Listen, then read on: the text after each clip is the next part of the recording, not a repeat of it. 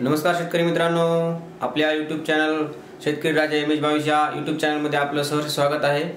आजचा विषय आहे ई पीक पाहणी। 1 ऑगस्ट 2025 पासून ई पीक पाहणीला सुरुवात झाली आहे। 1 ऑगस्ट ते 5 ते 6 ऑगस्ट पर्यंत ई पीक पाहणी ही व्यवस्थितरित्या चालत होती, पण एक 10% ते जास्तीत जास्त 15% शेतकऱ्यांची ई पीक पाहणी झालेली आहे। 80 ते 85% शेतकऱ्यांची अद्यापही ई पीक पाहणी झालेली नाही। ई पीक पाहणीचं ॲप हे खूप स्लो चालत आहे। या कारणास्तव असं शेतकऱ्यांच्या मनात प्रश्न पडला आहे की आपली ई पीक पाहणी होते की नाही किंवा करावी की नाही।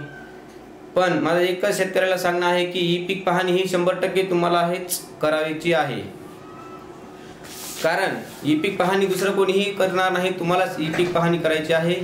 ई पीक पाहणी करण्यासाठी ई पीक पाहणी नावाचं ॲप तुमच्या मोबाईलमध्ये तुम्ही स्वतः घ्या आणि ई पीक पाहणी करा।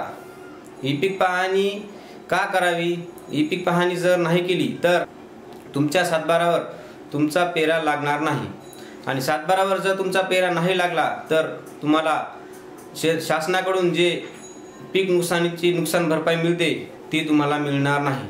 म्हणून प्रत्येक शेतकऱ्याला माझं एकच सांगणं आहे की तुम्ही प्रत्येकाने आपापली ई पीक पाहणी करून घेणे प्रयत्न करत राहा। ई पीक पाहणीची ॲप ही तासा दीड तासाला 2 तासाला का असेना पण ती चालणार आहे।